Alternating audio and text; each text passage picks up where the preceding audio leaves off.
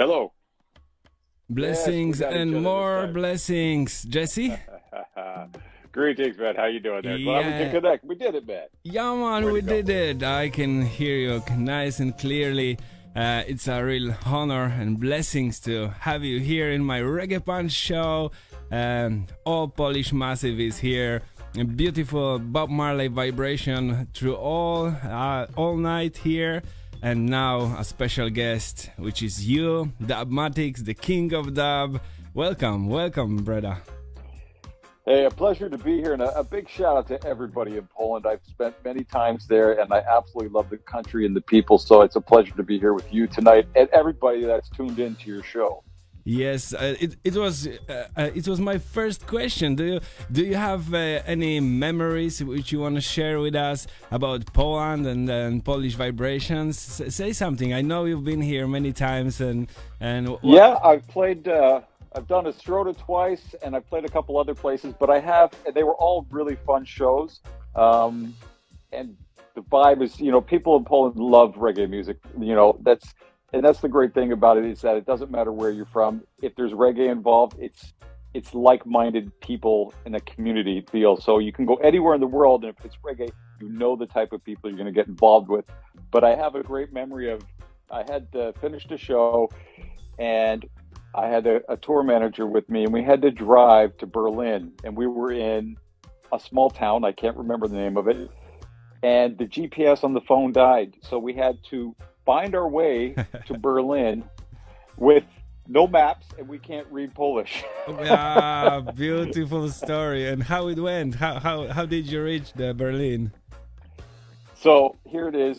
The flight's about to leave. Well, we've got just before the doors close, and the driver jumps up onto the sidewalk right in front of the airport. I run in, and we did make the flight in the end. I think he damaged the car. It was a rental, so it's okay. But I never forget that, man.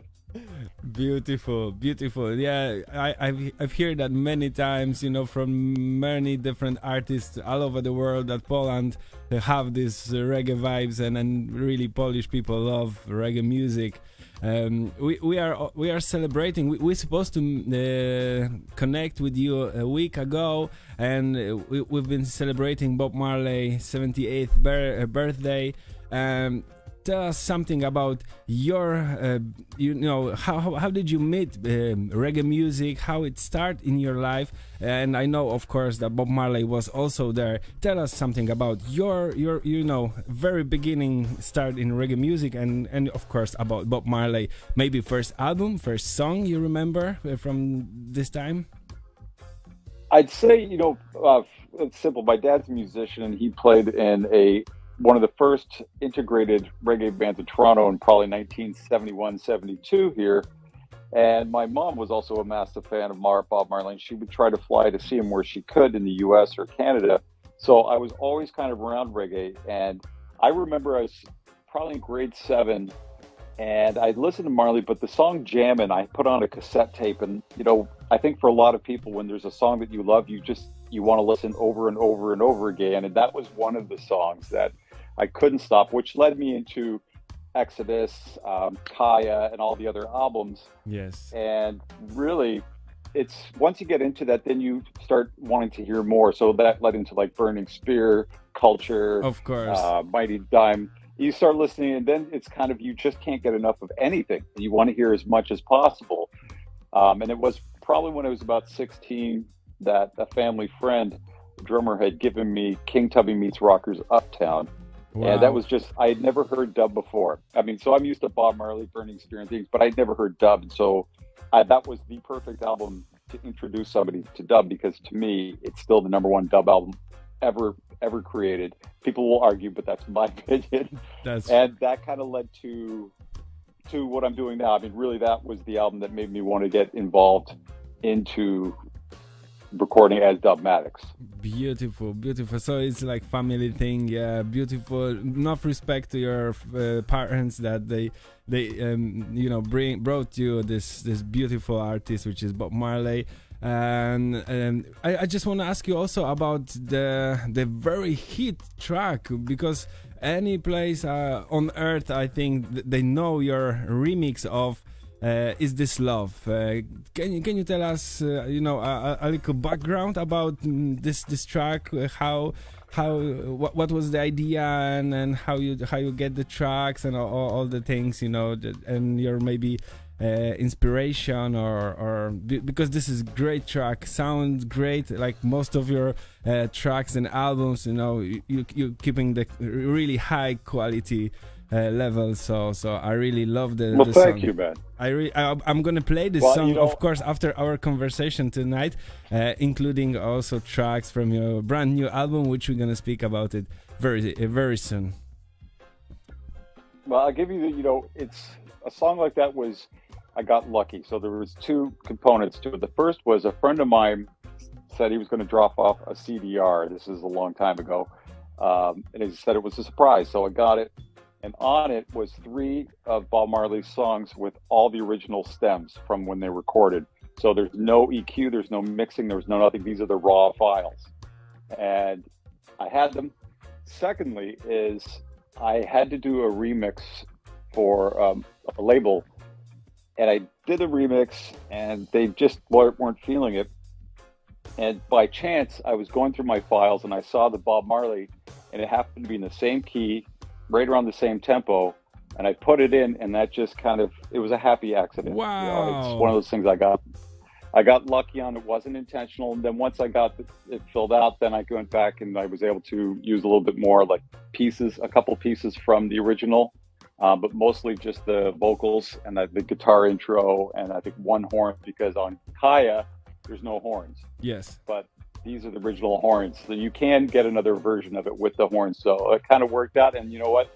I put it out on SoundCloud, and I was really, really hesitant to put it out there just as a promo, because, you know, when you're working with Bob Marley, it's sacred. You know, you don't want to, it's, you know, people could get really upset if it's not done. You don't want to give this recipe for how you're making that. No, exactly. Exactly. So I took the chance, and I remember I was walking with my wife, and I put up on SoundCloud, and I think within, I don't know, maybe a few hours, 3-4 hours, it had shot to 30,000 plays. Yeah. And I went, okay. And the feedback was nice. And it just kept going. I think, I don't know how many, I think it's got like 14 million on SoundCloud now, but wow, it's one of those things that it was great fun to do. I got lucky, quite honestly. It just worked. And it worked. And then years later, I got an email from a guy I knew had said that Billboard magazine had picked it as the #1 Bob Marley remix. And I thought, that's cool. Now, the upside is that it's never been sold. It's not available streaming because it is, I do not own it. It is white label. But anytime it gets radio airplay or anything happens with it, the Marley estate gets the money. So that's the good thing. So yes, hopefully that's cool. Yeah, man. Yeah, man. Everything in family stays in family. Beautiful. Yes. But the main reason I'm glad that I asked. You know, great story. The main reason I'm calling you tonight is your brand new album titled ReWired. ReWired. You have to rewire your studio to create it. You know what? That's exactly it. It is. Every time I start to, like, almost every new album project, or once a year at least, I either rewire the studio entirely or parts of it. But generally what I'll always do is switch out gear that I'm going to use. So I'll use different effects pedals or equipment. I'll switch up some instruments and switch up plugins and sounds, just really because I like to have a different style and sound for every song, and it has nothing, like, there's no plan. Like, I just start making songs, and then eventually I go, okay, here's a group of songs that I like the best, and I'll see how I can work them into an album. But that's exactly what it is, rewired. And when you change things up, it makes you think differently, and you have to approach writing a little bit differently because you've got some different styles and sounds, and maybe the way you're going to play them is going to be different. So it's good for your brain, it's good for the sound, and it helps move you forward. So that was the idea behind the album. Yes, I can imagine. You know, right now I'm also standing in my home studio, and I can tell you that even when I'm finishing mixing one track, I already have vision for another, rewiring my studio. I'm constantly rebuilding it, sometimes buying new gear, so you know, it's evolving, it's progress. So I totally understand you. But tell us, what was the main inspiration? What was the main core to building the new album, and why did you choose this vocalist, singers, not others? What was the key? I think, you know, I really, when I was maybe 10 years ago, 14 years ago, you know, I had limited access to singers that I was able to work with here in Toronto. And I had good friends from Virgin Excursion that introduced me to a lot of the ones that you hear on the earlier albums. And then there was, you know, I wanted to work with, you know, a lot of the singers that I loved growing up, like Sugar My Knot, Alton Ellis, Mighty Diamonds, and I got to do that. And old school for this and album, road school. Exactly. You know, these are the guys that, you know, that's why I am doing these things. That's why we all get involved in reggae and this music we love. Yes. But for this album, it really was a combination of people that I've done shows with, had wanted to collaborate with, and also by accident. Like sometimes I get a call and go, you know, like Ross Caleb, you know, I don't know him, but kind of indirectly through another record label in Brixton, he was in Mexico, and I got the call saying he's in Mexico. Did, you know, I want to do something? And I said yes. So same with Dwayne Stevenson and Lone Ranger. I had a guy that I worked with, that I've been working with for over 10 years, that I've worked with for U-Roy and Cornell Campbell and Horace Andy, and he was in Jamaica, and he said he had access. So I said, let's do it. Others like Lasai, J-Man, I've performed with them and worked with them. Root Words, same thing. Hempbolics, I've known Grippa and his crew for years. So it was a little bit different, you know, it's kind of a mishmash of everything. And then you put it on one album and you call it an album. Yeah, so I can imagine everything came naturally, and life like wrote this story, but you know, and you are just connecting the dots, so step by step. Yeah, it's quite honestly, you got it. And I'm really lazy about finding singers. You know, it's really a lot of it's, you know, somebody says I've got this person coming in, or I'm going there, do you want to do something? I'll go, okay. And then I find a rhythm that I have. And a lot of the times, like a lot of the songs you hear on this album, and almost all, I'd say about 80 to 85% of every vocalist you've heard on any of my albums going from the third album up are not, they didn't sing on that rhythm. They sang on something else. Because if I don't have anything, I'll give them an old rhythm that's already been used and then rebuild a new rhythm once I get their vocals. Wow, okay. So this is another tip for producers and for other people, you know, who are working with music, that sometimes there's no one way how to work with music and build tracks, which is very nice. So you are if you can tell us also something about album with Sly and Robbie, which they are really great, one of the greatest drum and the bass section on the planet for reggae music, of course, and not only. Did you met them personally working on album? Did you spend some time with them, or it was like we never met?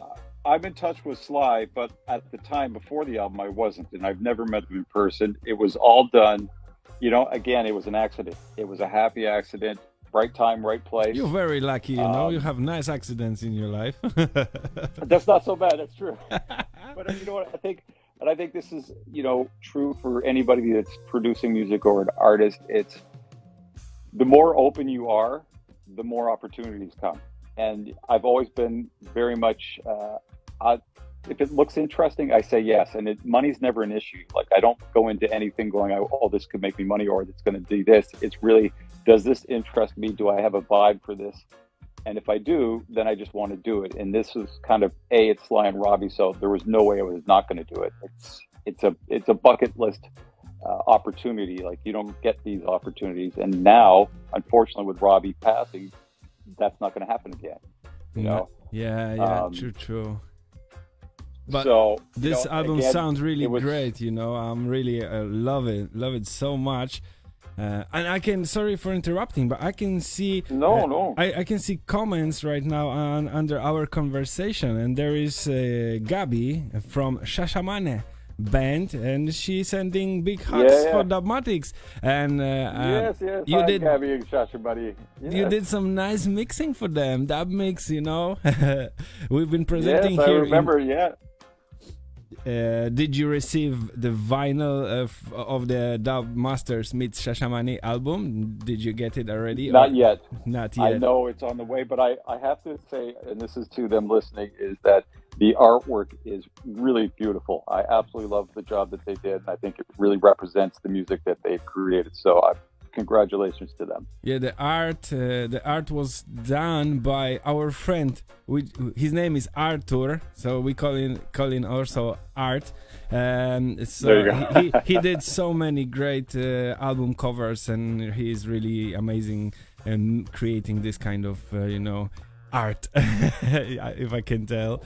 Yeah, man. Yeah, no, it's got a vibe. It's got a the thing is, you see certain album covers and they capture your eye and they make you want to listen, and that's what I saw that's what I felt when I saw that. There's something about it that's a little bit haunting, a little bit religious, a little bit spiritual, and you kind of want to know what is the music behind this art. So, and I think what kind of music is hidden by under this cover? It was really great to talk with you here, and I'm sure this is not the last time. Now it's time to present some of your music, and if you can invite people and introduce the album, and I will play 4 tracks from the album. And of course, Bob Marley, Is This Love, because this is the night of Bob Marley music, and this remix have to be played, yeah, man. Just introduce the album. 2 things I'm going to say 2 things. First is that one of the most beautiful things about Bob Marley and his music is that there's no bad song. He doesn't have a bad song. And I think that's a remarkable achievement. And secondly, his lyrics are they stand the test of time because he had a story and he had something to say. So this is a beautiful time to give some recognition to one of the greatest songwriters, I would say, not only in reggae, but the world for decades. So yes. And then the second one is, this is Dubmatix, and you were about to listen to 4 tracks from my new album, ReWired. And a big shout out to everybody there. And of course, K-Jah, the man. It's a big pleasure to be with you on your show. Wow, give thanks and pray. It was a really honor and pleasure. Such a big, beautiful producer, making such a beautiful work in the reggae and dub. Just give thanks, and I hope you have beautiful Valentine's Day today, and sending love and sending respect. Keep it real, and thank you for being with us tonight. Thank you, man. And we will talk soon. You keep that vibe. I know you're going to keep that vibe flowing every single week with your show. Yes, I never stop, Same with productions. So keep it finger crossed, because I'm keeping fingers crossed for your productions. Right. And I wish you only great achievements with new ReWired album, because sounds great, and people here in Poland and all over the world right now gonna listen it. Give thanks. Thank you. Thank you, man. And a big shout out to everybody there. And we'll talk soon, man. Take care. One love.